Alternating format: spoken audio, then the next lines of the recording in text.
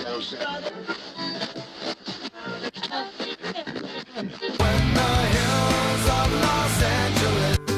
Angeles, I'm and most Hollywood nights. She goes to California, oh, California. What you say about Los Angeles? LA got the people saying.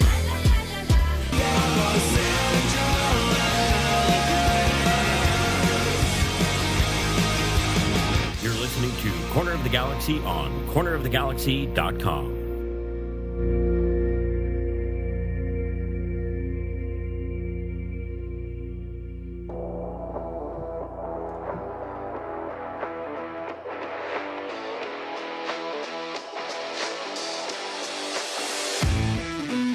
It's time for another episode of Corner of the Galaxy from the Box, the show that gets you behind the scenes of the LA Galaxy and into the minds of soccer reporters and MLS experts. Your hosts for the day are Corner of the Galaxy's Josh Guesman and LA Times soccer reporter Kevin Baxter. Let's start the show. Hello, everybody. Welcome to Corner of the Galaxy from the Box on cornerofthegalaxy.com, coming to you on a Monday, January 10th. LA Galaxy getting ready to start preseason coming up on Saturday. That's right, physicals on Saturday, on the field on Sunday, so everything's starting to get very exciting. We had some announcements last week. We're going to tell you what to expect from this week. Maybe some more announcements? Maybe not.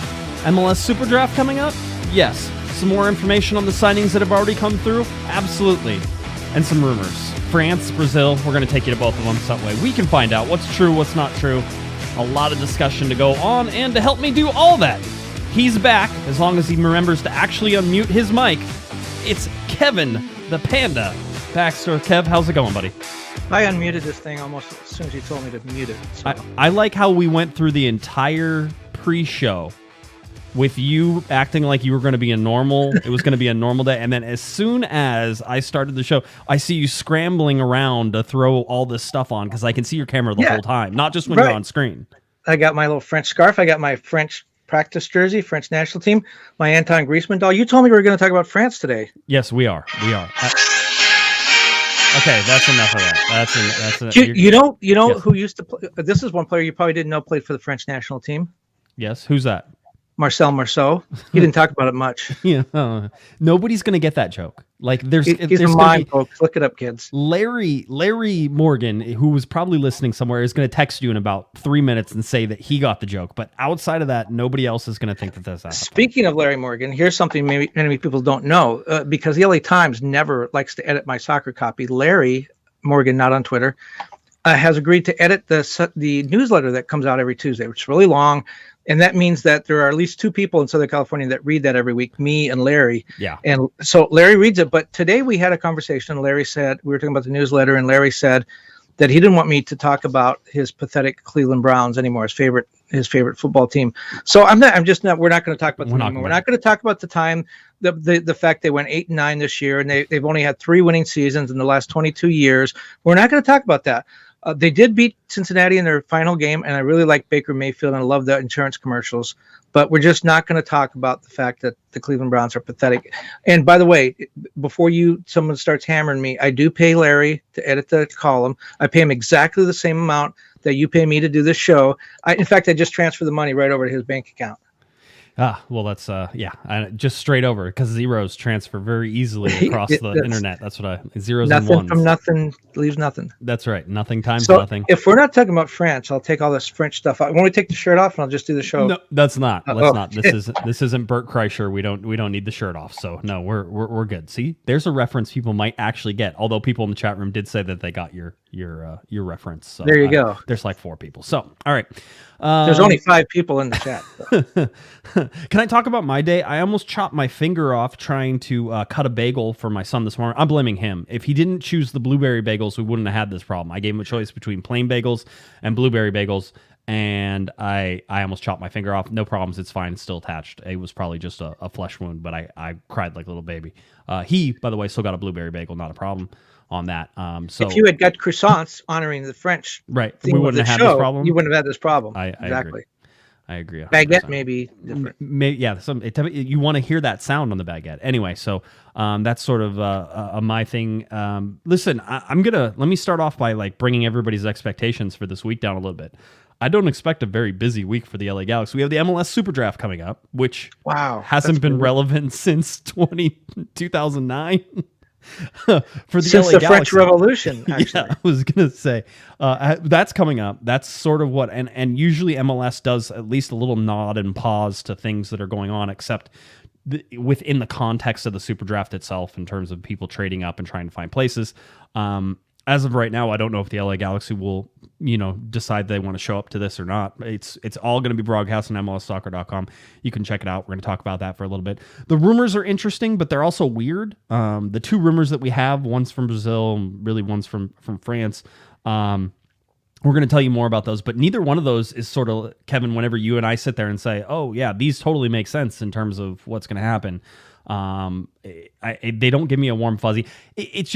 It's a little baffling to me, and here's why it's baffling. The Galaxy have 23 players on a roster right now. They have what we imagine will be 2 open international slots. We know they have an open designated player slot. We know that camp starts on, realistically starts on Saturday, Sunday, when they'll be on the field. They have 7 spots to fill, and they probably have 2 starters to still sign. And it's super quiet this week, which doesn't make any sense to me. To kind of tease what we're going to talk about later, and we're going to go through the really boring Super Draft stuff first, just to put everyone to sleep. But this is a different year than any other. When you look at, and maybe the Galaxy are right to allow this to slow develop. And I say that because you look at Toronto signing Insigne, $15 million 4-year contract, $15 million a year, double what anyone else has paid in MLS. Zlatan had the next highest contract at 7.2. So why is Insigne, who's playing really well in Italy, and he's 31, and he's going to try to, he's 30 now, he's going to try to be on the World Cup team. Why would he take that deal? And why maybe are the Galaxy in on some big name players? And the reason is the World Cup. For 26 years, the MLS calendar has been sort of the albatross around the neck of Don Garber, because it just is not in sync with the rest of the year, with the rest of the world. This year it is. With a World Cup in November, the European leagues, those players will be just coming out of training camp. They'll be maybe 6-8 games into their season. Then they have to stop and play the World Cup. MLS is different. MLS is going to be finishing its season. The MLS Cup is 16 days before the World Cup kicks off. If you're a guy like Insigne, who is 30, he'll be 31 when he comes in July.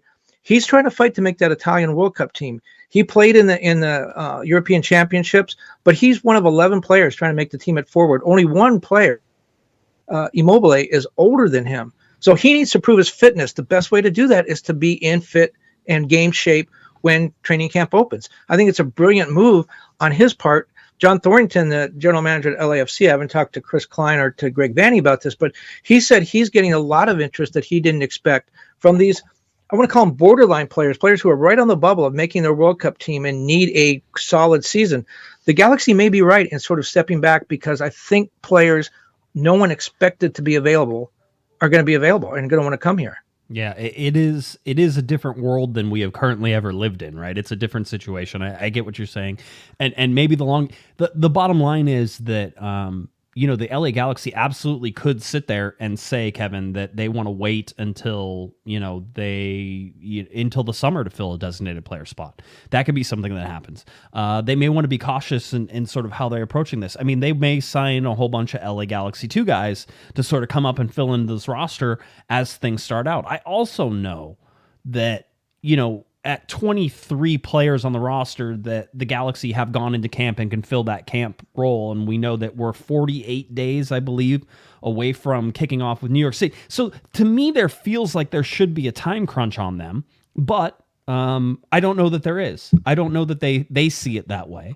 And like you said, maybe having some patience during this open transfer window around the world, when guys who are quote unquote on the bubble, as you say, as they're looking at things and saying, hey, maybe this is my best option. Other offers aren't coming from around anywhere else. I need to make a move now if I'm going to prove that I'm ready for a World Cup. But does usually MLS would hinder somebody's World Cup? I mean, certainly we can go back to, David Beckham trying to make the Olympic team, or David Beckham trying to play for England, in sort of the last throws, and how coming to MLS, and this was like a a lifetime ago whenever you really think about it. But MLS has changed to be a much more competitive league around the world, and one that is very grueling physically, and everybody is sort of understanding how grueling that is. Matt, by the way, you gave us a $5 super chat, says, can the Galaxy afford to wait until summer to sign a designated player if they want to compete for the playoffs? The current roster doesn't inspire confidence. The current roster is a lot of the same as last year's roster. So for starters, you're only missing one or two players. Really, whenever you look at the turnover that has happened, it's going to be the same. So if you had no confidence in last year's roster that basically had enough points to make the playoffs, and didn't, then you have to say that this roster is currently the same as that roster, or is it less than last roster in order to do it? I think that despite what we have tried to say with 28 teams in this field now, Kevin, that trying to compete for the playoffs doesn't really start until the summertime anyway, kind of almost regardless of what people say about that.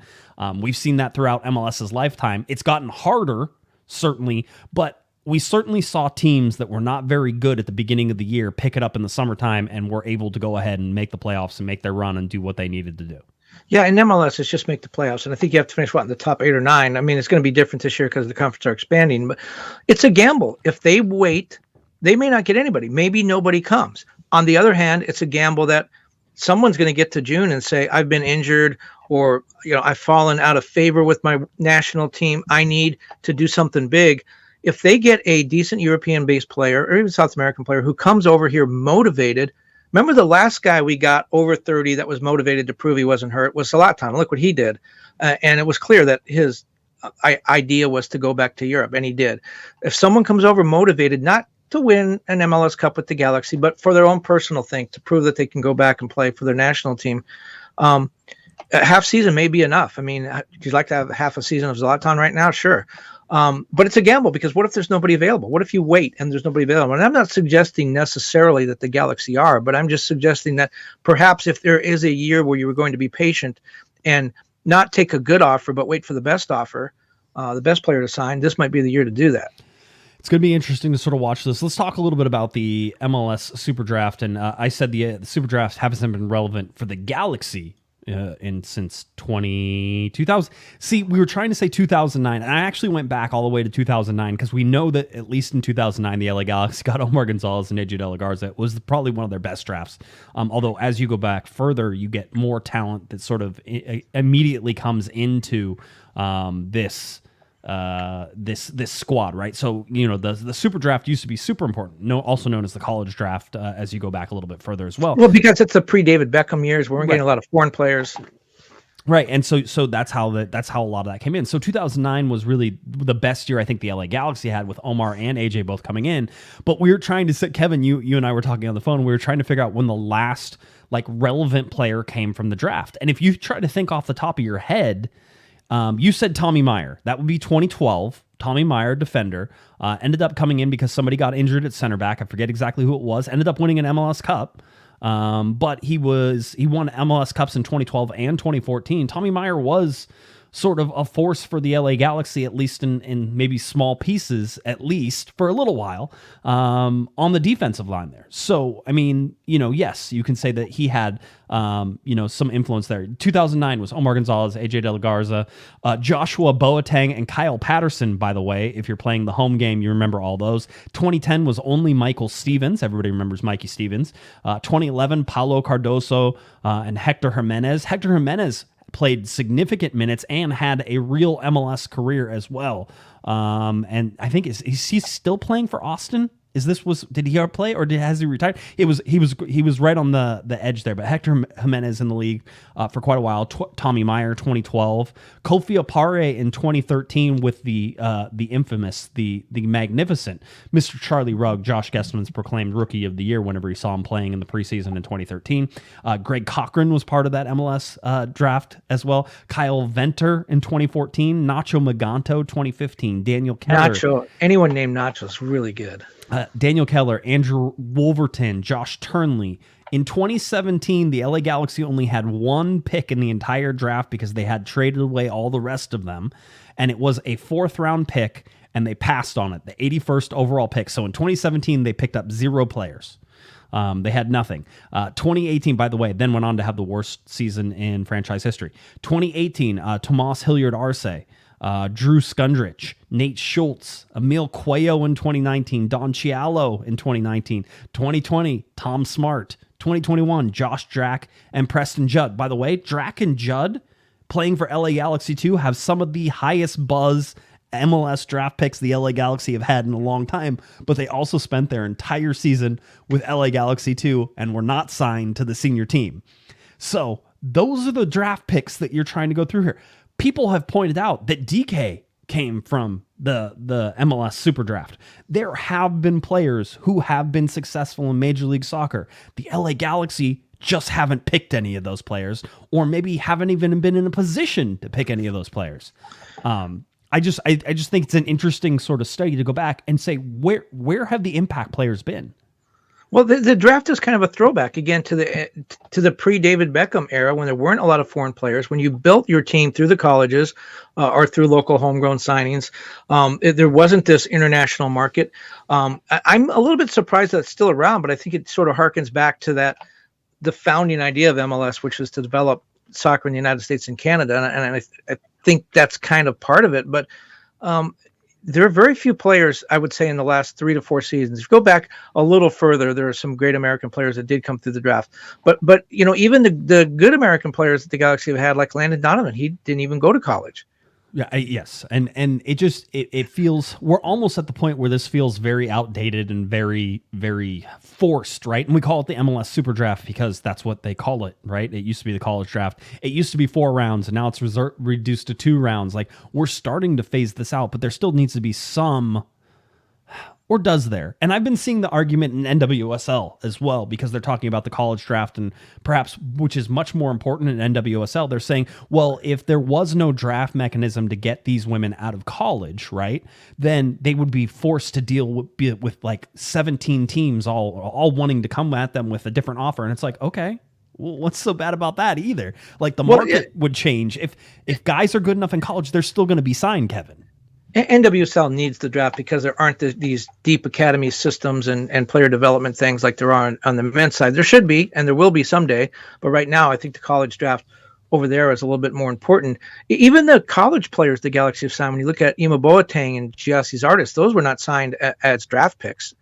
They came to the Galaxy. They played locally in college. I think Giassi was a homegrown selection. They came to the academy. Use quotation marks whenever you use him, because he stayed in the academy the exact number of weeks to the day, so that way the LA Galaxy could make sure that he didn't enter the draft, and he would have been a first-round draft pick. In fact, probably one of the number 1 overall picks. And the Galaxy persuaded MLS to allow him to be a homegrown player as well. So, I mean, it's not even like the LA Galaxy would have been in position to sign Giassi's Artist had he come through the draft, because he probably would have gone higher. But everybody uses the draft in different ways. Look at the Daniel Steres trade. So Houston has to give up something of value to get Daniel Steres, right? So they trade him for a 3rd-round draft pick. The Galaxy didn't even use their 3rd-round draft pick last time. Last draft, and in 2017 they didn't use a draft pick at all. So they get a draft pick for Steres. Everyone says, "Oh, look at that! They got something of value." No, I bet you they don't make a 3rd-round draft pick this year either. Yeah, I mean, and so you look at this, and I have all the LA Galaxy's draft picks. We can tell you about it and get you ready. But there were a lot of pass whenever I was going through these, and I'm trying to come up with a definitive list. This was me going through really quickly, and so it was just fun to sort of check it out and see these names. But we were also trying to answer a question, which, when has the draft been relevant for the LA Galaxy? Now, you can blame them for choosing bad players, but at the same time, I would say that I'm going to guess 80 to 85% of the players currently drafted in this super draft never really make a dent in anything that they're doing. Yeah, I mean, the Galaxy in the draft have passed more than Matthew Stafford in the last, 10 years. So I wouldn't expect a lot of fireworks coming out of the draft this year either. So here is your information tomorrow. This is on Tuesday. You can start watching at 11:30 a.m. Pacific time. It's MLSsoccer.com is where you can find it. Not broadcast on ESPN, not broadcast. They're doing it in-house. Why? No way, really? It's like the excitement isn't there. I'm fine with them having it. I'm fine with it being there. I'm fine with them doing whatever they want to do, but MLSsoccer.com will carry it. 11:30 a.m. is whenever the pre-show starts. 12 p.m. is when the Super Draft actually starts. Now, Kevin, the LA Galaxy will have 4 picks total in 3 rounds. All right. The LA Galaxy will first get the number 21 pick that they acquired from Nashville via a trade whenever Ethan Zubak was traded to Nashville, and Nashville gave up a first-round draft pick. That is the number 21 overall pick. The LA Galaxy do not have a natural selection in the first round, so that is gone. Round number 2, they have the 14th pick or the 42nd overall pick, and so they will get that one. That is their natural selection there. In round 3, the LA Galaxy will have the 4th and 14th picks of round 3. That's the 60th and 70th overall picks for the LA Galaxy. They got that 4th round, or they got that number 4 pick in the 3rd round from Houston via the trade for Daniel Steres, and so that's how they have it. So they have 4 picks. Here's something interesting though, by the way. The LA Galaxy don't have the 14th overall pick. That's where they finished in the table. So that should be their overall natural selection first round pick. They should be picking 14th overall, but they don't have it. And I asked you, Kevin, if you remembered why they don't have that first round pick. And you didn't know, and then I told you. So I don't want you to just shout it out as we go. But the answer to this is the LA Galaxy last year traded $250,000 in general allocation money and a 2022 MLS SuperDraft first-round selection, plus future performance-based incentives to FC Cincinnati in exchange for the discovery priority for Kevin Cabral. All right, so Kevin Cabral is the reason the Galaxy won't be picking number 14, and if you wanted to go back there, the Galaxy also had to pay $250,000 plus performance incentives to FC Cincinnati to sign Kevin Cabral from the discovery list. Well, I think we could probably set aside the performance incentives. I don't think any of those were met. So essentially, they got $250,000 for the right to Cabral. Yeah. That's basically what they had, and this first round pick. So that's why the LA Galaxy won't have this first round pick. That's why they're going. So again, a pick in round 1, a pick in round 2, and 2 third round picks. If I was going to guess, Kevin, and I'm going to guess that round 1 and round 2, the LA Galaxy pick players, and then they don't pick up anything in the third round. You just said in the first round they can't pick anybody. They can. They have a 21st. Oh, they have it's just not their natural selection. Yeah, they're okay. 7 spots behind it. Yeah, I think that they probably do that, and then they close up their briefcase and walk out. Yeah, absolutely. So that's what it's so exciting. The guy gets drafted, and he goes up there on the stage with the commissioner, and they give him a hat and a scarf, and everyone celebrates, and it's a big deal. Mel Kiper's there. I don't think Mel's there. But I mean, it's a spectacle of sorts that's certainly modeled after, the NFL draft and just how that's supposed to go. I imagine they're going to do everything remotely again this year for the most part. So I imagine everybody's going to be in their war rooms. And so maybe you're going to see videos of Greg Vanney sitting next to the phone trying to figure out, I don't know. It's just, everyone tries to copy the NFL draft, and the NFL draft is important. I mean, you got how many starting quarterbacks this year were guys that were drafted last year? And the NFL draft is a big deal. NBA draft, a little lesser because there are fewer players. It's harder to break in. It's not as big as the NFL draft, but like baseball tried to do that. And the year that Mike Trout was drafted, they invited all the potential first round picks to New York for the draft. Mike Trout was the only one who showed up. He was the only one, in the building when the draft happened. It's just not as important as in the NFL. And I mean, it's great MLS is having it, but when you talk about, trying to make a spectacle out of it, I just have everyone like mail in their, send in emails. Here's the guy we pick and move on. Yeah. So although, on the other hand, it's huge for the kids. I shouldn't poo-poo it to that extent. It's a pretty big deal for a kid to, I talked to, a couple of draft picks, in the past when they got drafted, and they were all like, "It's such an honor to get drafted, and it's really great, and I'm going to go and try to win a spot." But they also told me, "Look, there's no way I'm not going to make the team. They don't really want me, but I'm going to go there and give it what I got." And that's sort of, again, you look at the LA Galaxy and Drac and Judd, and they were selected and they got signed to LA Galaxy too. So it was something. It moved them in a direction, and so. That's it at least goes that way. And you're right, it is a big deal, but it's also a big deal whenever the LA Galaxy sign one of their academy kids and, from LA Galaxy 2. And it's, I don't know, this is outliving its usefulness very quickly. And I don't know how much longer this survives. I would imagine that in 5 years there is no MLS SuperDraft anymore. Maybe not, but it does. It's again another one of those things that I think MLS feels it needs to do and wants to do and probably should do to sort of mimic. We just talked about how the NFL draft is a big deal. Yes, the MLS draft is never going to be that, but all major sports in the U.S. have drafts. They have college drafts. And so I guess MLS kind of feels like if we want to be part of the club, we got to have a draft. But in all those other ones, they draft, the kids coming out of college almost have a direct relation to how this is going to go. That's not the case with soccer, and it hasn't been now. And usually the guys who are going to college aren't the guys who you should be looking at. You should be looking at the guys who didn't go to college or who are developed in the academies. It's a sea change, but it's a shift that has shown that there is not a lot of success. Yes, you can find a game changer in the MLS SuperDraft. In this MLS SuperDraft, there are 1 to 5 guys probably who are going to be somewhat of a game changer. We'll find MLS and we'll find careers and do all that stuff. That's what I'm guessing. 1 to 5. But there's 28 teams picking in the first round. The Galaxy have a link to what you were just talking about, though. Jonathan Klinsmann, his dad, when Jurgen was coach of the U.S. national team, said, if you want to be a professional soccer player, forget the college track. College is not where you want to go. You want to go to academy. You want to go play professional. If you're 16 and 17 and you're thinking about college, you're not going to be a good player. Guess what Jonathan did? Guess what Jurgen's son did? Yeah. He went to college. Yep. Yeah. True. I mean, listen, and by the way, everybody's saying that it's like, oh, well, you need to give these kids a chance. Nobody's saying that if they're good enough in college, that some team isn't going to scout them and bring them into teams.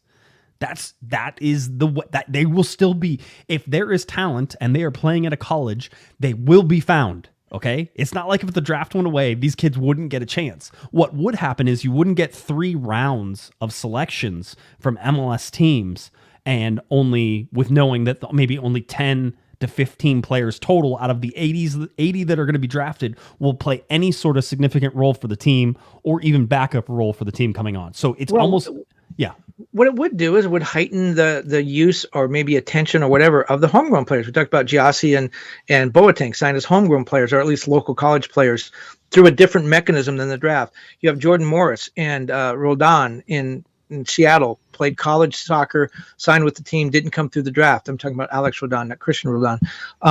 Maybe that's what happens. You're right. If a guy's good enough, Jordan Morris didn't have to be drafted to, for people to know that he was good enough to play in MLS. Those players that are good enough will make it. It's maybe, the lesser guy. And unfortunately in soccer, it's not like other sports where a guy will mature and be nothing at 18 and then all of a sudden at 23 be gangbusters. Seems like soccer goes the other way. Once you get to be over 21 or 22, if you haven't made it, it kind of seems like your stock dropped, and maybe that's unfair. And maybe that's another thing. You're coming out of college at 21 and you haven't signed a pro contract yet. I do think there are people with the Jurgen Klinsmann take that says, what's wrong with this kid? Why is he still in college at 21? Yeah, no, I think that's good. By the way, Matthew in the chat room says, Kyle Larin, Christian Roldan, both draft picks, Jordan Morris, Tejan Buchanan, Miles Robinson, Jackson Ewell, Julian Gressel, Jeremy Obibase, Daryl DK. Don't tell me the draft doesn't matter. It matters. If you want to go through and cherry pick out of the 90 people who are going to be drafted, you can find 1 to 5 players every year that will affect some team. It's just 1 to 5. There's 28 teams. So to me, it doesn't pay off. Anyway, it's not like those guys wouldn't have been found out had they not done that. So there is ways. The MLS SuperDraft is coming up. You can watch it tomorrow. I'm sure if you're at work or you're at home, however you want to do it, but MLSsoccer.com will have it, and you can find it. All right, so we'll see what the LA Galaxy do. Again, 4 picks overall across 3 rounds, and their earliest pick is in the first round, 21 overall in a pick they acquired from Nashville. So 21, 42, 60, and 70 overall picks for the LA Galaxy coming up. All right. Let's see. What else do we want to talk about? I wanted to get some updates on, before we go to the rumors, because that'll sort of close out the show for sure, but I wanted to get some updates on Kelvin Leerdam and Raheem Edwards. And the LA Galaxy, whenever Raheem Edwards was announced on Friday, remember Thursday we had the Kelvin Leerdam. We knew that was coming. We knew Raheem Edwards. So on Thursday night, we did talk about Raheem Edwards, but we didn't know specifics, Kevin. We didn't know how many years the contract was and sort of what the idea was behind Raheem Edwards. And then during that release, the LA Galaxy put out a video by Greg Vanney as well. So I'll get to the video here in a second. But first, I want to talk a little bit about Raheem Edwards and what the contract actually is. So Raheem Edwards, all over social media, by the way. Very interesting. We'll talk about that in a second. But joins on a 3-year contract plus 1 club option year. He's 26 years old. We were said last week that he was, around the $100,000 mark in terms of salary for last season. There was some guaranteed salary that sort of could balloon up in certain areas, but overall didn't seem like a huge spend. I will say I was a little surprised that the LA Galaxy locked him down for 3 years. I was surprised that they put that much of weight on signing Raheem Edwards in sort of what his roles have been with past teams. And certainly, I was talking to Mr. Retired Larry Morgan. We were talking about how many clubs he's played with. And Larry goes, well, sometimes that indicates that, that they're a bad teammate and that they don't do it. I don't think that's the case here because I haven't heard that, right? But certainly he's a guy who, Kevin, is useful at a certain price point and has sort of always been used at that price point, right? And so I think the LA Galaxy with Greg Vanney using him in Toronto and seeing that he had 1 goal and 6 assists in Toronto and sort of one of his more successful seasons that he had, I think Greg Vanney thinks that he knows better in this particular case. That he thinks he knows Raheem Edwards better than everybody else, and then he's going to play him in a left back position. We'll talk about that, and Greg says it in his video as well. But play him at the left back position. He's going to back up Villafania. He thinks he's dependable. All these things, and he's thinking, and I imagine that Greg Vanney is thinking that consistency for Edwards is what is going to help him take this next step at 26 years old in his prime, so to speak, for the LA Galaxy. I can't imagine this is a huge monetary buy even for 3 years, right? If you're putting aside $120,000 a year roughly with increases as it goes, it's not a huge hit to any sort of salary cap or anything else that goes along. So doesn't seem risky just because of the low spending dollars, but a 3-year contract to a guy who hasn't really proven in a lot of ways that he's worthy of that commitment in any of this stuff might be a gamble. But if it turns out well, the Galaxy have locked him up for what I would say is inexpensive, and they have either a backup or if he progresses to a level of a starter at left back. Well, he's versatile as well. He can play in the midfield. He can play on the wings.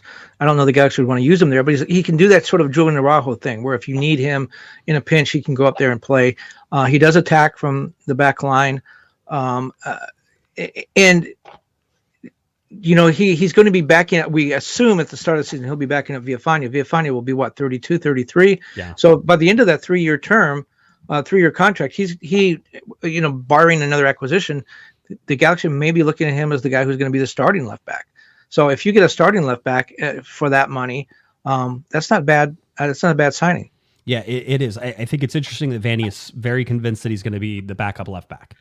We've seen Raheem Edwards be listed as a forward by MLS. We've seen him play in that sort of attacking position, certainly at left wing. You could call him a left wing back as well. A left back means that Vanney sees that his defense is good enough that he is a better choice than, say, somebody like Nico Hämäläinen. Now, having said that, Nico with a $400,000 or $450,000 salary, whatever it was, but it was elevated, is at $120,000. You're getting a lot more. Or let's say at least equal in my mind right now with Raheem Edwards and Nico Hämäläinen, but Edwards has to show me that he has some defense. The other thing that's sort of interesting in this whole thing is how much social media hype he's getting as well, just in terms of the Galaxy putting his face out in a lot of places. And for a backup, this seems like a lot. At least in my mind, it seems like a lot. Well, who was the backup? You remember who was the backup left back starting camp last year? Danilo Acosta. Right, who just signed with Orange County Soccer Club. So now he's down in the second tier USL Championship. Yeah. And granted with the defending champion, but still. Yeah, I can understand that. I understand the move and the whole deal. But yeah, you're right. I mean, and certainly Vanney is correct whenever he says the LA Galaxy need depth at that position.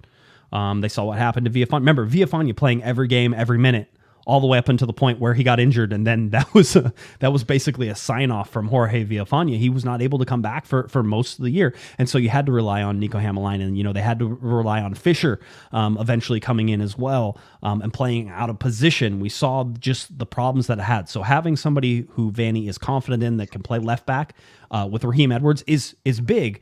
I'm questioning this. 3-year contract plus 1, so they could tie him up for 4 years overall. Seems like a really large commitment for a guy who hasn't really been able to stay on a team for more than one season here and there. But you go back and you talk about what Larry said, and I agree. A lot of times when you see players moving around, it's because they're a problem with the teammates. They don't work and play well with others. But Raheem Edwards may be the guy who sort of proves that rule wrong. And I just think about recent history. He played part of last season, the end of last season with LAFC. Bob Bradley goes to Toronto, where Raheem had been before. All of a sudden, there's talk about him going back to Toronto. Bob Bradley had to sign off on those negotiations, and apparently he felt like Raheem was the guy that he wanted. And apparently those talks, from what I understand, they were fairly advanced, that there was a chance that he was going to go back there. And Bob Bradley is a guy who is a no-nonsense kind of guy. He's not going to take a bad citizen. It didn't work out. So I don't know whether he's necessarily, I don't think that tag holds.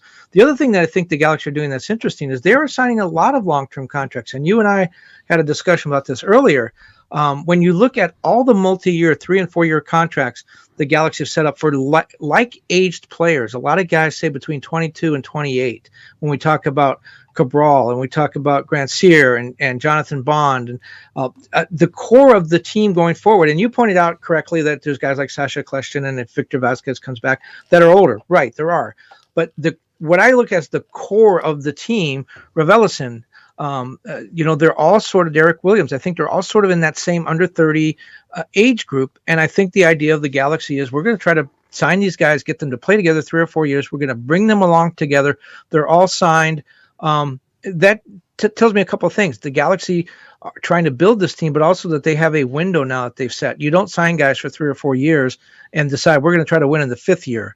The clock has started on this group. This is, if you want to call them the golden generation, like they do with national teams, the clock has started on this group. They have a small window of time to win. And I think the Galaxy are setting them up to do that. All right, Kevin, if you mute your microphone, I want to play Greg Vanney's the video that the LA Galaxy put out. So this is courtesy of the LA Galaxy, video and audio courtesy of them. So let's play that and then we'll come back and hear this. Great, first to bring Raheem to the Galaxy. He's obviously a player that I've known for a number of years, worked with him in Toronto. We had success together. He was a young player at that time, but always free-spirited, very good attacking player, could create opportunities, create chances. I think as he's grown over the years, he's become more well-rounded. He's worked on his defending. He's worked on his two-way play. But he still has that unique attacking ability. So for us, we're looking at him as in the left back position to support Jorge, who's there. But they do that role in very different ways. You have Jorge, who's a veteran, very savvy, sits in the position, and you have Raheem now who can really attack and who can really provide extra numbers in the attack from that position and gives us a little bit of a different attacking element out of there. So we're excited. He's versatile. He can do other roles as well. So he brings quality. He's a winner, and he's a competitive guy. So it brings us a lot of opportunity, versatility, but also quality to our roster. As for Kelvin, he's again on the right side. He's a right back, can also play right center back, so he has versatility. He's won championships in the league. He can be an attacking right back. He can also be a right back that sits. He's a good defender. Again, brings us versatility, depth. We obviously have Julian, but he does the role a little bit different than Julian, which gives us some options. And last year we saw that you need depth and you need options in this league because it's a grind, and you need guys who know how to win in this league, and both of these guys have won in the league. And so it's exciting to add guys like that. We want that personality, and we want that experience, and we want the winning mentality to add to our group. All right, there we go. A little video there from Greg Vanney talking about both Leerdam and Edwards. I mean, he uses the word depth in both of these, right? So it's not like he's sitting there saying these guys are going to start, but certainly he likes the versatility in terms of different looks and that type of thing. So both whenever it comes to, we can even shift to Leerdam a little bit as well. He talks about him being able to play right back. He talks about him giving something a little different than Julian Araujo. We've talked about this before. Sometimes in games you need Julian Araujo to press up and play the wing back position, and sometimes you need a right back to come in and fill in that position whenever you move him forward into that position. Or, heaven forbid something happens, Leerdam could come in and play right center back as well, and Vanney made that really clear. I don't think the Edwards signing is bad because overall for me it's a low risk dollars, right? I mean, there's not a ton of money that we imagine is tied up in this. Even if, let's say that they doubled his salary, Kevin, and it's $200,000 a year. That puts him on par with domestic, center back, right backs in Major League Soccer. And, maybe not even starting center backs, but like anywhere between that 1 to 175 range up into the 200, I consider relatively small cap hit and relatively low risk whenever you're looking at it. Well, yeah, I just want to talk about Greg Vanney's sweater. What did you think of that? I mean, he's very smart, and I'll tell you why about the black sweater, because he has a black microphone on and you can't see it. So that's why the black works very well. This isn't his first rodeo, Kevin. He's done this before. So what we just know the terms of the contract. We do not know what Raheem Edwards is going to make. Is that correct? No idea. We're guessing based off of his previous salary, and previous salary last year was $96,375 for Raheem Edwards. 96, so less than $100,000. Yeah, I was just looking that up, and so I would imagine that he's got to be under 150. Why would the Galaxy go up much more than that unless there was some competition? So again, you have a depth guy, and I'm fine with that. I think that's great. So I think this works out really well if the Galaxy end up doing it. I don't think it's bad they tied him up for this. I just think it's interesting that they're willing to go ahead and do the long-term contract with somebody who is a depth piece. Unless, again, the Galaxy said, I think in their quotes, they said they expect a big step forward from Raheem Edwards. We're like Vanney said, I'm expecting a step forward. I'm expecting that he's developed to a point where he's going to take this step forward. I just don't know that there is anything that indicates that. So, well, and he's talking about step forward for a guy who he's already said is going to be a backup. That's kind of weird. It's like he's going to make a big step forward as a backup. By the way, why did I have to mute myself? You were afraid I was going to cut Greg Vanney off. It was a taped interview. So whenever I play videos, I have to do something, and it causes an echo if I talk or you talk. You wouldn't hear it. I would hear it. And the people listening on YouTube wouldn't hear it, but the people on the podcast would hear it. So I get everything nice and quiet so that way you don't hear the echo. See? I'm not buying any of that. No, it's true. It's a control. It's a control issue. I'm sure you have a control. You're a control freak. With Leerdam as well, I don't think Vanney says it, although he probably should say it. He should also say, and Kelvin Leerdam is our backup whenever Julian Araujo whenever we decide to sell Julian Araujo. And also, I think Julian Araujo winds up going away with the Mexican national team more than one time. Very well could. You're going to need someone to be able to step up and play. Yeah, 2-year contract for Leerdam with a 1-year option as well. So again, a 2+1 or a 3+1. There's a big difference in my mind between a 2+1 and a 3+1. 3+1 implies we really like this player. This is somebody who we want to base things around, even if it's at a depth position. A 2+1 is like, we're going to have you for 2 years and then we're going to see about it. I don't know why, but in my mind, I switch that way. I feel like 3 years is a much larger. It feels like twice as much dedication, even though it's not. Well, all these guys, I mean, the core of the team are locked up through 2025 if, their options are picked up. And we'll talk when we start talking about the possible acquisitions and what happens to the DP spot. That's another reason why I really like Pavone. If the legal problems are taken care of, the Galaxy can get Pavone. I think he fits in because he gives them the kind of versatility they're going to need to make this whole 3-4 year program work. I will tell you this, that I disagree with you on that, and I've told you that. I know you do. The LA Galaxy have wingers right now. So if you're looking at designated players, if you're looking at guys you want to bring in, the one person they absolutely do not have, and they don't have Albert Rusnak as well, as he's going to sign with Seattle at one point. For 15 minutes, the LA Galaxy were in that hunt, and I was ready to lay down and have people drive over me. 5-star? You had a 5-star rumor tracker. For 15 minutes. For 15 minutes it was that way, and then it went down to 2 stars or whatever it was. But here's the thing. It looks like Albert Rusnak is going to go to Seattle. He's going to be a designated player. Here's why that makes sense. We're going to transition into our rumors now. So that way we can define all this and sort of put this within the same space as Albert Rusnak heading up to Seattle. And we could also explain why there's a French flag and an Antoine Griezmann doll here. Absolutely. And this is important. So Rusnak, somebody was mentioning, and there were rumors that he was going to sign with Seattle for targeted allocation money. And my argument whenever he was coming to the LA Galaxy for that 15 minutes was, even at a designated player position, Albert Rusnak is a huge get because the LA Galaxy needs somebody in the central attacking midfield. I've seen it in the chat room as well. They need a cam. They need somebody pulling the strings. They need a creative playmaker.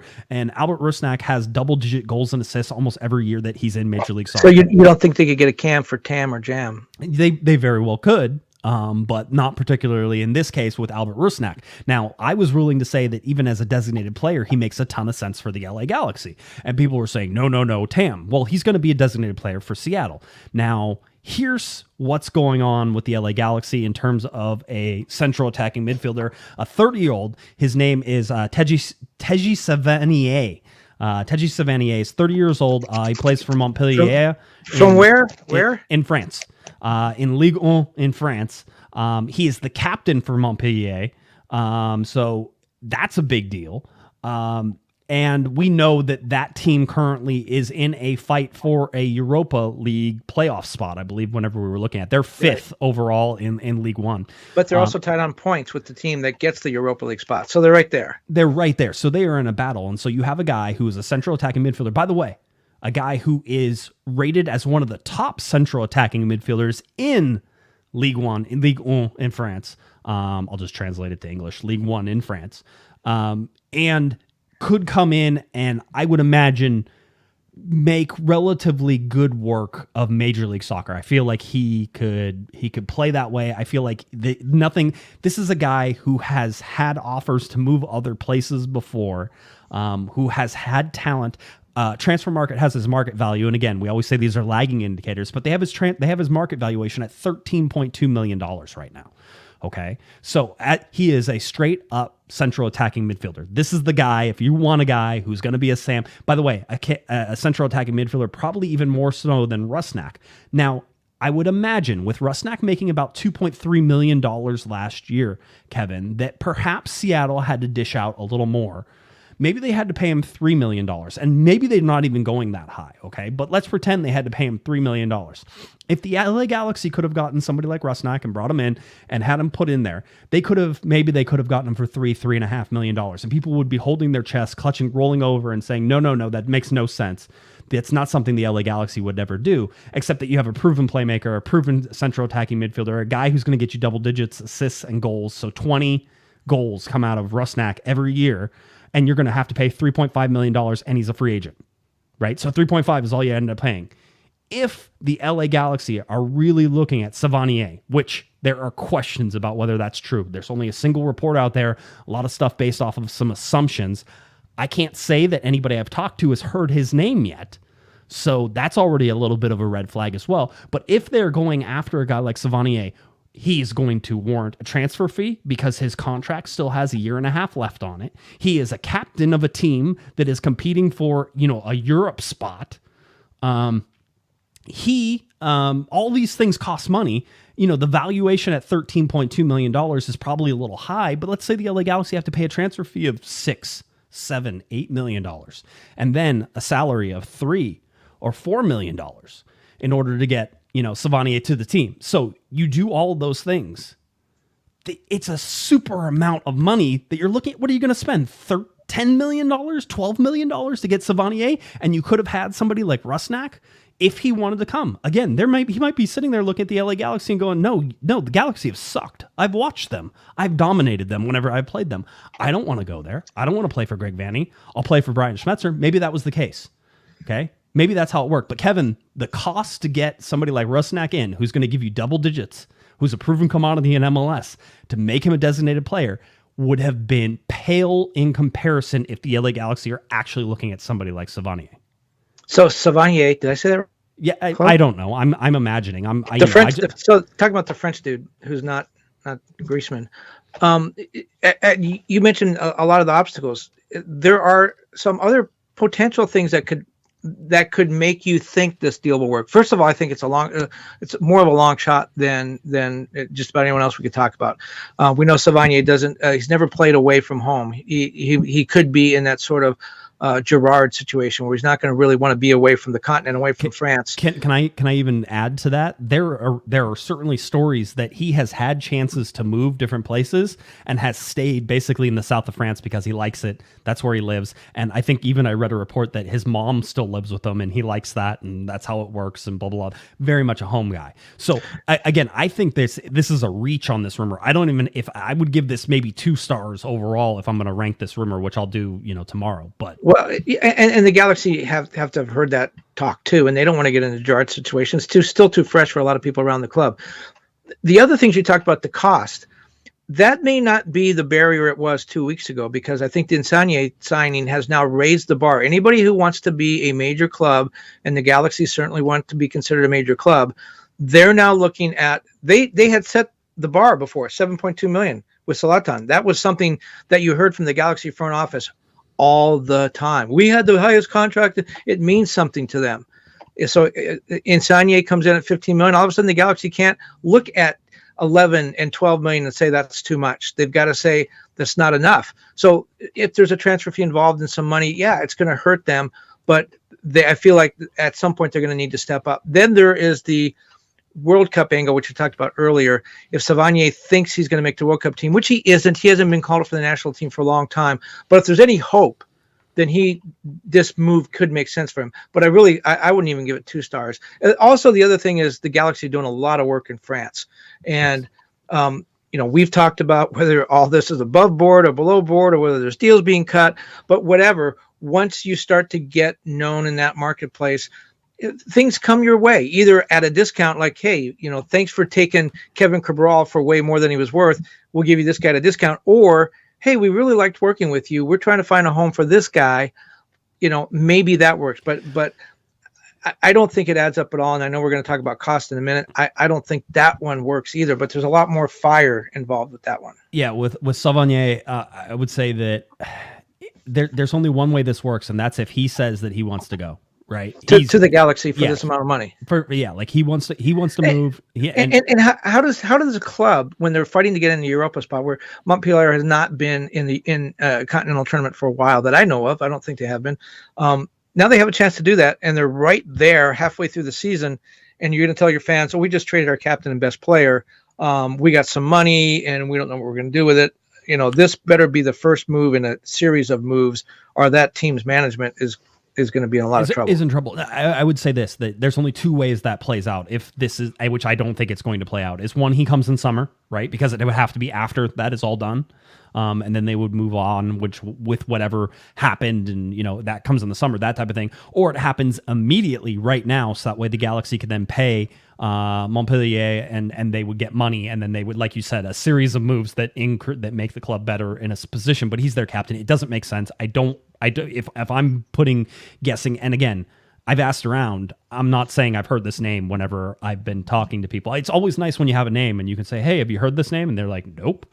Maybe you're not pronouncing it correctly. That's probably it. Maybe you're asking Marcel. He hadn't told you. That's right. A little $10 super chat from Jorge. Jorge, I appreciate that. Thank you very much. We appreciate all of the love that we get on the show. As always, if you're ever on the podcast and want to do a live show, you can do that. And then you can have a chance to super chat us as well. All that money goes to running this podcast and not paying Kevin. Exactly. The LA Galaxy interested in 31-year-old Douglas Costa. This is a Juventus player who has been loaned out multiple times throughout their Juventus time. Bayern Munich obviously comes to mind as well, but is currently playing for second division, Grêmio in Brazil. Also, by the way, I think just today or yesterday it was announced that Acosta has COVID-19 as well. So if you're looking for something fun on that line as well, it seems that he's come down with that. Well, and go back to those moves, because this guy does. I've talked to a couple of journalists in Brazil about him. Asking why would the Galaxy be interested in a 30-plus player who is now playing in the second division, has moved around a lot. And you see he's played for some big clubs, but he's moved around a lot, and he does appear to fit the kind of Larry Morgan model of, this is a guy who may not be. I think when you and I talked earlier, you kind of used the example of perhaps a Gio Dos Santos, a guy where, or even a Mario Balotelli, a guy who every coach that has him says, I can solve this problem. This guy is so talented, I can get the best out of him, and it never happens. Apparently, Douglas Costa is a little bit in that situation where he may not be the best locker room guy, but every coach has thought he could get something out of him. I'm told by journalists in Brazil, the Galaxy have people, more than one person, people in Brazil that are talking to representatives of Costa. I asked the Galaxy about that today, and they said, the person I spoke to said, we're not in position to talk about that on or off the record.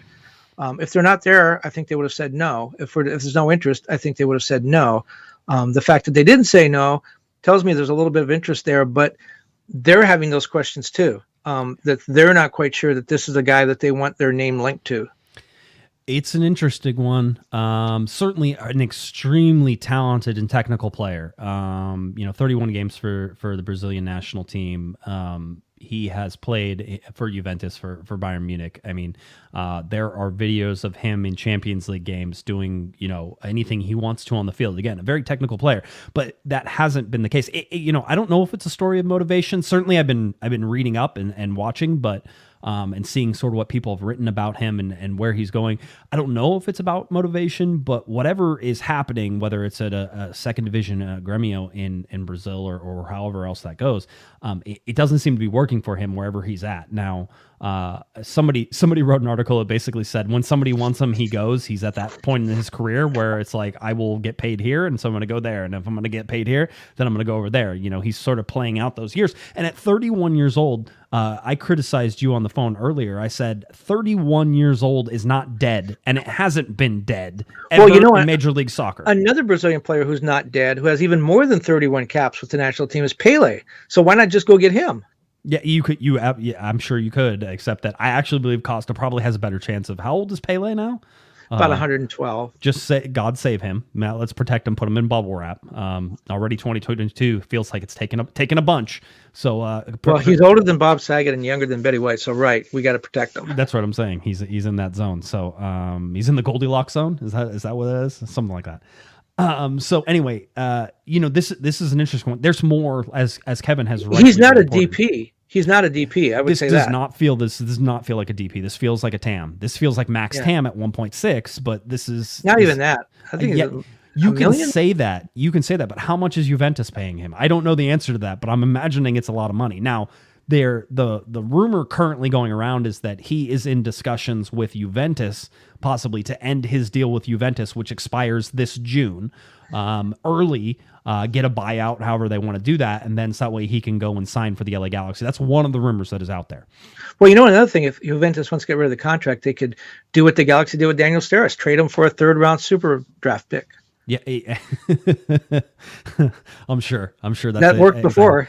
So if I'm giving stars on this rumor, there's more to this rumor. So I'm going to say it's 3 to 4 stars. I'd probably put it at 3 to be cautious. If you're talking about our French captain over there, Vanney, I would put it at like 2 stars. So 3 stars and 2 stars. That being said, Acosta has the ceiling to be 4 and 5 stars rapidly, where on the other side, I don't feel like there's that much of an upside on it. But here we were talking earlier about the patience, and this is where I think the Galaxy's patience are really going to be tried. Let's just say everything that we talked about is true, which is like a real long shot, probably never happened before. Let's just say it's true that the Galaxy have a plan. They have players that they're interested in. They're not quite ready to go yet. And the Galaxy panic and say, we got to get a DP in here. We got to get a player in here. We're going to take Costa. He's not the guy we want. He's not the guy that fits, but we're going to take him because we need to do something. Right. That could be a big mistake, especially if they do wind up having to use money or DP spot and they get to June and somebody becomes available and they don't have them. This is where the Galaxy's plan of really going to end patience are really going to be tested, because Costa may work with another player. If there's a couple of players they bring in, he may be a good addition. I don't think he is the off-season acquisition. And if they go and spend roster spot and money to bring him in and then they can't react in the summer, that could be a big mistake. Again, I'm going to go back. I'm going to make my argument once again, which I've made many times for Pavone. If the lawsuit is settled, and right now we know Pavone is getting a lot of attention, which leads me to believe that the legal problems are almost at an end and it will be resolved. Or nobody cares. No, I think the market was so slow in developing that I think a lot of people were waiting on this. I'm just going to suggest that I think people were waiting on this, and it looks like it may be resolved favorably for him, and that's why he's starting to get this attention now. But the thing I like about Pavone is he's in that group, that age group we talked about, 22 to 28 or so, that sweet spot that the Galaxy are signing players to long term. He's played in MLS. He's handled the travel. He's handled the level of competition well. He's been successful. But what I really like about him and the way I think he fits this team is this year he could be the complement to Chicharito. I think he could be a guy that could provide service as he did with Zlatan. He could be sort of the guy that enjoys racking up the assist and being the playmaker. I think this will be Chicharito's last year unless he has another, ungodly season. So then he moves on. Then I think Pavon slots right into the Chicharito spot as the center forward and becomes a leading scorer. And you don't have to change the rest of the team around to accommodate for that. That's my look at Pavon as why I think that he would be valuable and why I would use the DP spot on him. By the way, a shout out to Patrick, $5 super chat. He says this show does in fact kick. I will change it to butt. So he has that in there. Freddie says $5 super chat. The problem for us who want Pavon is that Pavon is not French, so Vanney might not spend money on him. But it sounds French. It sounds French. He's confused. But then he kept Cabral where the offense dies. So that's something. $5 super chat from Logan. GBS never had a chance to get a DP quality player, so a DH better choose wisely for his designated players. All right, so again, thanks. It could be Christian Pavon. Yeah, just make it. I mean, there's guys who that's more Italian. I was trying to say in Argentina, there's guys with Italian last names. Yeah, there's guys with German last names too. Yeah, what did their daddy do during the war? So, but I mean, listen, I don't have a problem with Pavon. I disagree with most of your reasoning, which is usually true. Of course, yeah. You love to be wrong, but anyway, continue. No, I'm usually again, we have an average age on a roster right now of 24.22. Okay, that actually skews probably a little younger than the LA Galaxy needed to. You sign guys who are 30, who again are not dead in Major League Soccer. 30 and 31 are guys that are 1 or 2 years off their prime. I'll take that in a heartbeat. So you still want Pele? Yeah, Pele is 81. I think they said in the chat room. I think maybe that would definitely skew the average age. Not much on the median age. Ronaldinho then. Yeah, I mean, so the whole deal. So this is what I'm saying is that sure. I mean, listen. You're also taking the easiest move the LA Galaxy could make is Pavon. He's proven in Major League Soccer. You know what you're going to get. I would argue that we don't know how well he plays with Chicharito because those two played together and they sucked, but also that Chicharito was evil twin Chicharito and not score 17 goal Chicharito. So, there's some unknowns there, but the easiest answer is that take the proven player in Major League Soccer who was excellent with the LA Galaxy, who played every minute of every game, was, the MVP and blah, blah, blah, blah, blah, all this other stuff. That's the easy answer is Pavon. Everybody knows that. The problem that's why your argument for Rusnek was so on target, because he's proven he can play in MLS. There's no guesswork. Yeah, I mean, and Logan, by the way, has to pay another $2 to fix his first super chat. I like this. If you make an error, you have to fix it. He says he meant Vanney has the chance, have actually chances to pick his designated players. Refund him the $2. That's okay. Refund him the $2. I don't know how to do that. If I did, I would. Otherwise, because I don't think I can click on it. I don't want to try. I don't want to give back the money. Why would I do that? That's another month of web hosting and stuff like that. Yeah, that's $2 more than I got for this show. That's another Dr. Pepper that I can drink during the show. All right, how are the socks working out? Which sock? My slippers. Dude, they're the best things. I would be wearing them, except the Santa Anas are blowing. It's a little warmer tonight than it has been. But no, all good. Those are the rumors that we have. But I'll be honest with you, none of these blow me away, Kevin. None of these are saying, look how innovative the LA Galaxy. To be honest with you, I'm gonna be. This is very honest. The most ambition I have ever seen from the LA Galaxy in terms of outside of the Zlatan deal, okay, which I think was very ambitious. Whenever they remember bringing him in on TAM for the first year, that was ambition beyond all ambition. But whenever you look, this Savanier rumor is very ambitious. This is a guy who was a top player in a top league who's starting right now. This is a guy you're signing not because of his last name on the back of his shirt, right? I don't know. Did you know who this guy was before you heard this? Before I told you who he was? You probably no. Yeah, I didn't either. So I didn't know who it was. This is not a name signing. If this was true, I would feel better about some of the directions the Galaxy are going. I don't think it's true, so therefore I don't feel that way. But that's ambitious. You're going to have to spend a lot of money to get somebody like that on your team. But we're going to have to give credit. If this happens, we'll have to give credit where credit is due. We've been beaten up on the Galaxy about their whole French connection. Absolutely. But this would be the result of that, of the years of signing Michael Ciani and Clement Diop and those people. This would be the end product of laying that foundation, which doesn't mean if it doesn't work that all that was worthless. But if it happens, like you said, it's out of the blue. It's a great signing. It's someone we didn't know about. That would be the product, I think, of all the work that they've done in France. Matthew, by the way, says if the Galaxy do sign Pavone, it shows that they literally are doing zero real scouting. I will argue that they know what they're getting with him, which again was the Rusnak argument as well. It's like sometimes you don't have to be the genius to make the easy play and just go ahead and take. I mean, that's. By the way, Christian Pavone is very good. He's an MVP-worthy player in Major League Soccer. So it's not like you're sitting there saying, oh, well, they're really giving something up if they... And by the way, they'd have to spend, I think, significant amount of money to get him. By the way... And here's... Yeah. 27 years old, I think, this year. Heading into a World Cup year, wanting to play for Argentina again. I think he's younger than that. I think you said that last time, and I was like, I think he's like 25. Really? I thought he was 26 when he left here. But in any case, the other part of the argument holds. He's trying to make the Argentine World Cup team, and he needs to. He's 25. Okay, well, even better. He fits. He's just above that 24.22. Yeah. So he fits right in there, and he again. Here's a guy who hasn't really played. Right? Hasn't played much because of all the issues that he's had and the timing of the move from MLS back to Argentina. Here's a guy that probably has fallen off the map for Argentina's national team. Needs to get back on there if he wants to go play in Qatar. Yeah. There's familiarity obviously in France with Vanney. Vanney played in France. I get that. I know those understandings. And by the way, John also says, that easy also is clear, right? Like, so the easy answer is also the clear answer, right? You can, again, it doesn't take a genius to make the correct decision on Pavone. You know what you're getting.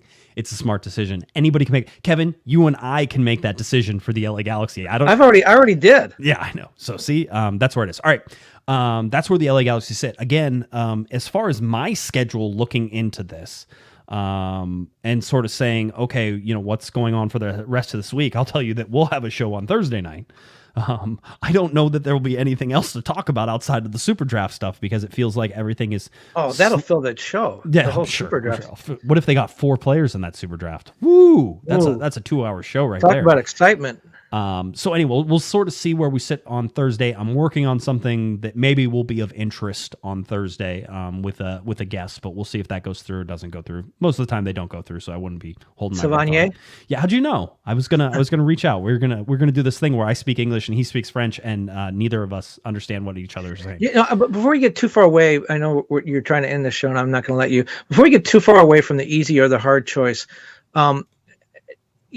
to figure that out, you might want to look at where the Galaxy are. Is Greg Vanney, after all the stuff he did last year and they didn't make the playoffs, is Greg Vanney in a position right now, along with the front office, where they want to prove how smart they are, that the smartest guys in the room, and they're going to do something completely off the hook to show how smart they are at the risk of it blowing up in their face? Or are they in the position where they're looking at it and say, we got to get back to basics.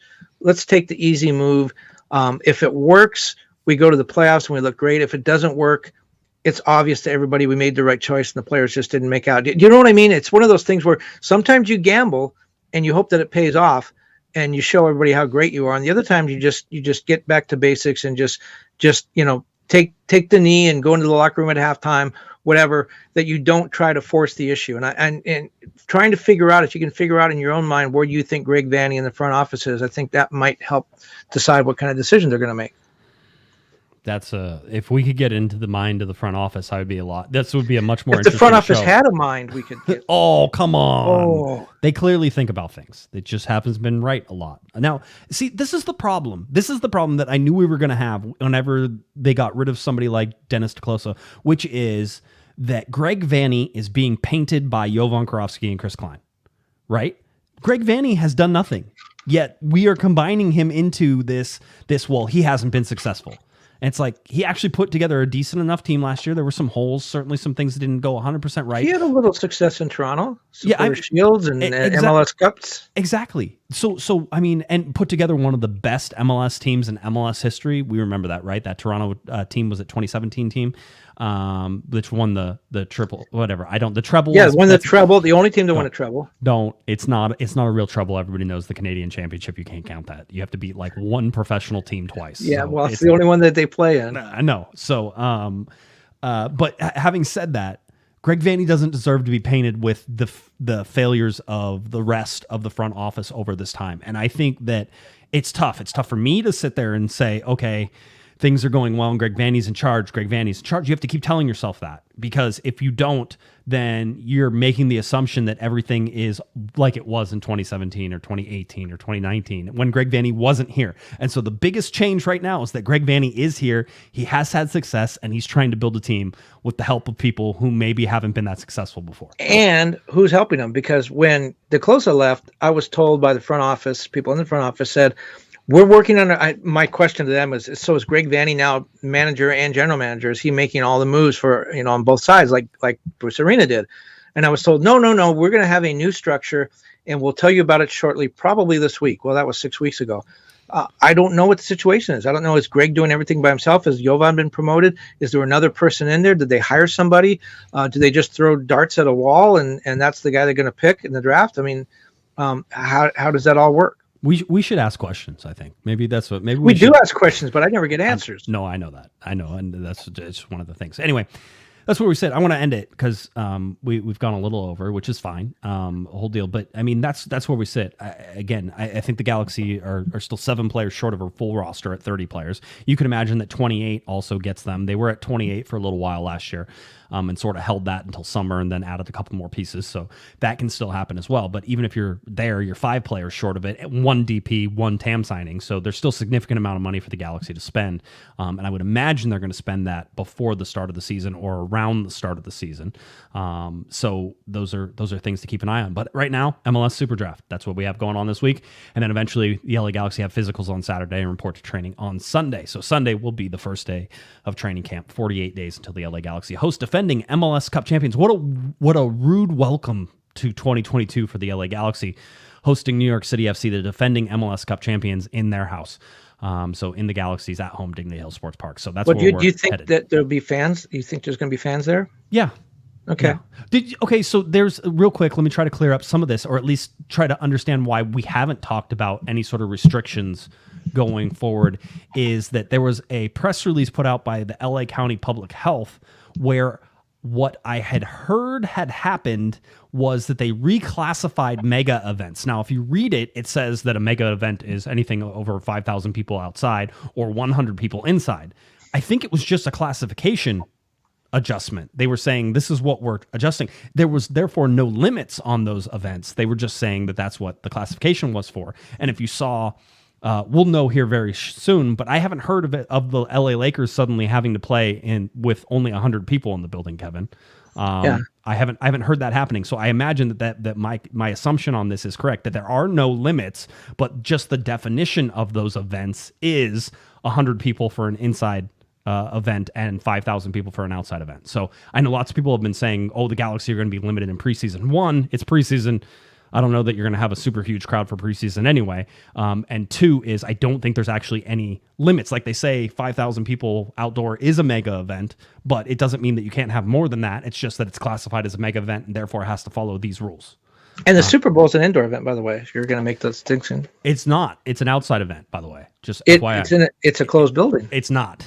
It's got a canopy, not a roof. Which means that open air on either side.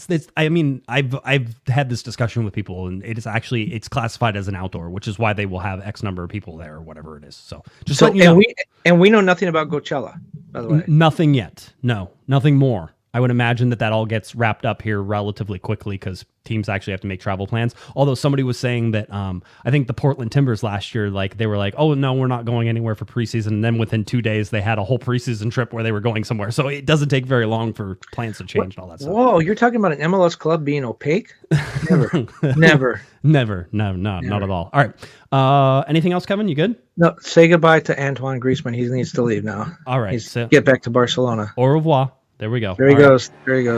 If you're looking for Mr. Kevin Baxter, it's at kbaxter11 on Twitter. Please head on over to latimes.com where you can find all of Kevin's wonderful writing. I should have muted Kevin a long time ago. I'll just continue to do that. If you're looking for me on Twitter, it's at Guesman, JGUESMAN, and of course at Galaxy Podcast. Head on over to cornerthegalaxy.com for all of our writings. You can find it right there. Our podcasts are right there as well. All right, for Mr. Kevin the Panda Baxter, I'm Josh Pato Guesman. You've been listening. You've been watching to Corner of the Galaxy from the Box on cornerthegalaxy.com. Have a great one, everybody. You've been listening to the Corner of the Galaxy podcast on cornerofthegalaxy.com. You can follow the show on Twitter and Instagram at Galaxy Podcast. And be sure to check out and subscribe to iTunes, Stitcher, and Facebook by searching for Corner of the Galaxy. Fans, we thank you for listening, and we ask that you be kind and courteous to your neighbors as you leave the podcast. We thank you for joining us and look forward to seeing you again. Until then, I'm Michael Araujo, and on behalf of the entire Corner of the Galaxy crew, goodbye, everybody.